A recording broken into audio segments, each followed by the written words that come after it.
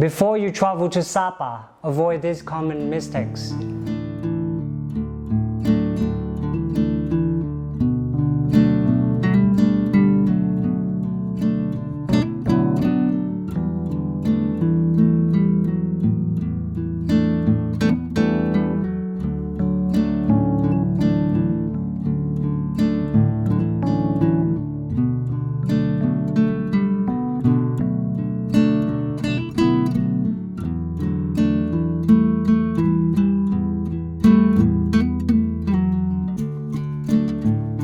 So in this video, I'll be telling you the common mistakes that most tourists when travel to Sapa, they often make. Let's stay until the end of the video, and if you're first time here on my YouTube channel, don't forget to hit a like and subscribe to your channel. Really appreciate it. The first thing I'd like to tell you that is most of tourists going for their Fansipan cable car and then they book the both-way ticket for the funicular on the summit. When they turn back to the station and then they ask me, where's the Buddha statue? And I say, we have missed it. It's because we bought the both-way ticket for the funicular. So I highly recommend you to, if you don't want to walk the 600 steps, you just buy the funicular to go up, and then on the way down, you must do it by yourself. Because walking down, you'll be able to see the Buddha statues. That is the most elaborate Buddha statue. So if you book the both-way ticket by funicular, for sure you're gonna miss it. And the second common mistakes that is the tourists keep repeating all the time. Based on my 15 years experience of being a local guide here in Sapa, that is when they wake up in the morning and they said, well, today the weather is very misty. Yeah, I agree with you, because Sapa is known as a city in the cloud. So without the cloud, it is no longer Sapa town.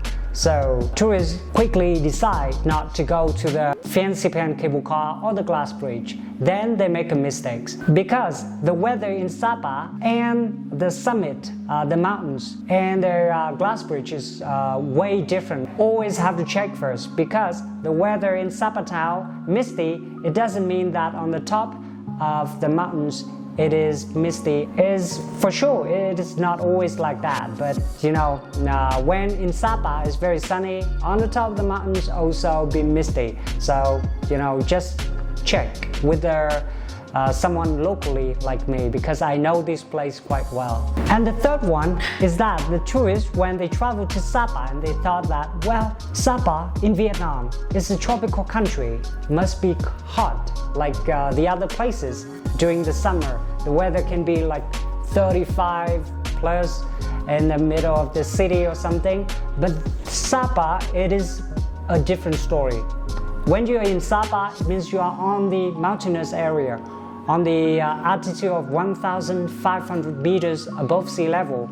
Especially on the rooftop of Fansipan, it is always cold. You know, always have to take jackets and something to keep you warm before the trip. And the fourth one is about, most of tourists thought that, oh well, Fansipan cable car, it is all with the funicular, the train, and you know, something to, you know, elevator or something like that. It helps you to go all the way to the summit.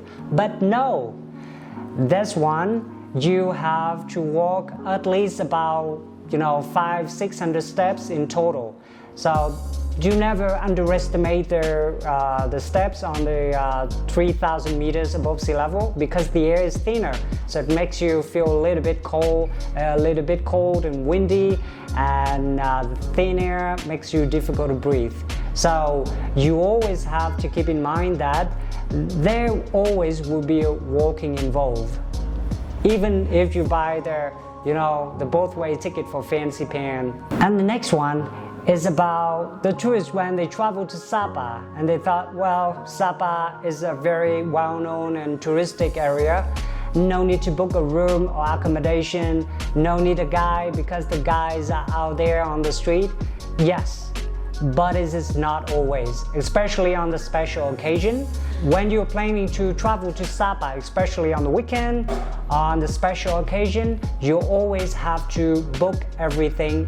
So don't wait for the last minute to book anything. You have to well prepared before you are traveling. And the next one is very, very common, is that most of tourists, they tell, well, I have been to Sapa and there's nothing special in there. And you know, when you ask deeply about what did they do, where did they go, then turned out they thought that Sapa is only like 10 square kilometers in town, and if you have a motorbike driving for like few hours, then there's nowhere to go. But trust me, Sapa has many things more to offer to you. So the best thing I highly recommend to you, that is, you need to order a local guide, or you know, check out my videos in here to see what activities in Sapa you can do.